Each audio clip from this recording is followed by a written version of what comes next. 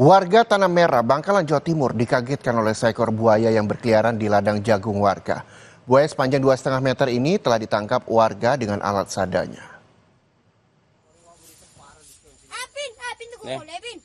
Warga Desa Budan, Kecamatan Tanah Merah, Kabupaten Bangkalan, berhasil menangkap seekor buaya dari tengah hamparan ladang jagung desa setempat.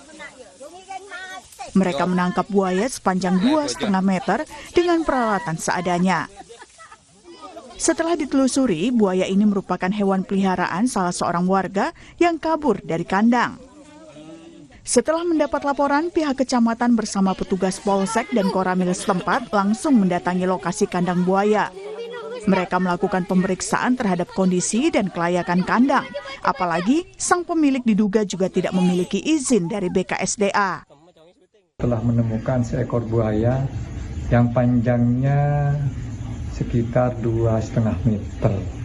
Ditemukan di semak-semak oleh warga dan alhamdulillah buaya tersebut sekarang sudah ditangkap dan kembali dimasukkan ke kandangnya.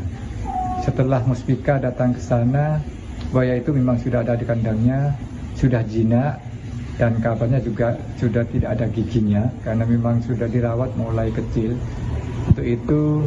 Untuk selanjutnya kami memang mau petunjuk kepada OPD terkait yang menangani masalah satwa.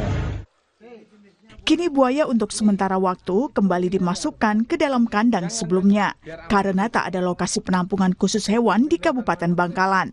Selanjutnya, BPBD akan berkoordinasi dengan instansi lain yang fokus pada penangkaran satwa sehingga buaya itu bisa segera dievakuasi dan tidak membuat warga sekitar khawatir.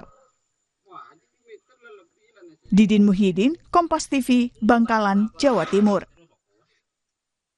Usai jeda, saudara, kami memiliki informasi terkait sajian kuliner dari wilayah Lumajang, Jawa Timur, yaitu sate kambing muda yang memiliki tekstur daging yang empuk. Kira-kira seperti apa cita rasanya? Usai jeda, saya hadirkan liputannya untuk Anda.